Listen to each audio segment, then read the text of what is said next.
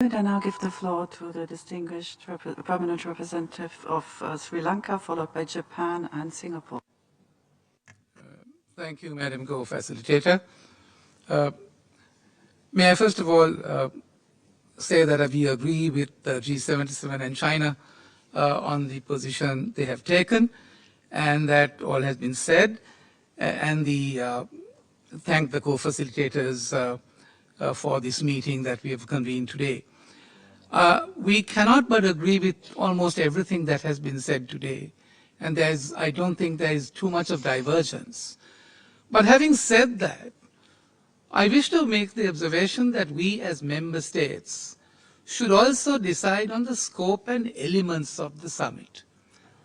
Now, the initial part of the process should be dedicated, in our view, to discussions on this fundamental aspect. We believe that it is only then that we can delve into these substantive discussions. So it is therefore essential that member states can be given the space to identify and agree upon the scope and elements of the summit of the future at the preparatory ministerial meeting this September. Developing countries must have the space to decide our priorities, to decide what we want and those what we do not want. It must be borne in mind that 137 of us are underdeveloped, as the World Bank proclaims, and 54 of us are in dire financial difficulty, as the UNDP has already observed. The proposed tracks by the Secretary General are a welcome starting point, but the member states should be free to amend or include the tracks based on the intergovernmental negotiations we are engaged in currently. Co-facilitators, the convening power of the SG as proposed by one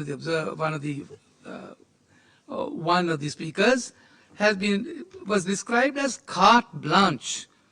Now, it's a well-established principle that unbridled or carte blanche exercise of discretion in the best of hands is anathema to the rule of law.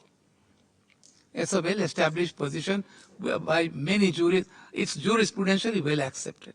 So we need to be careful. We are not saying that we shouldn't do it, but we need to be ultra cautious in doing so. If that kind of unbridled discretion is to be vested in any person, it must be, and I say it has to be, confined to certain checks and balances of the strictest kind, almost virtually ensuring what we conceptually called limited government. It's a limited power, and that has to be exercised in that way. Now, there is also no mention of a review mechanism that would allow member states to review the work of the emergency platform once activated. There is also perhaps no sunset clause, and terminating the emergency platform or extending it entirely, again, is discretionary. The issue of financing is not addressed other than saying that the initial operating costs will be made from existing resources.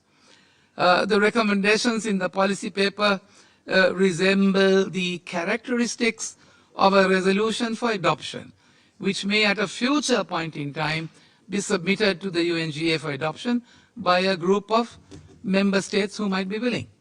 So it is not clear what is actually meant by recommendation K4, which calls for the Secretary General to lead a multi-stakeholder forum in the event of a complex global shock.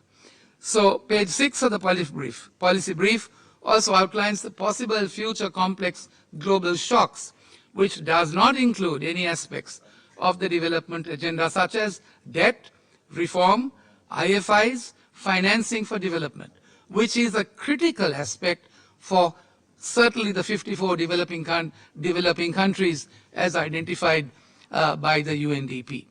So therefore, Sri Lanka is of the view that whilst all that what has been said has perhaps resounds with merit and must be considered carefully, that we must undertake this journey with care, with absolute care, so that we do not make a mistake on this. So, co-facilitators, my respectful view is that we should embark with on this journey with an abundance of caution, so that we will together as a body deal with this issue that we have now identified as something very critical. Thank you. Thank you. And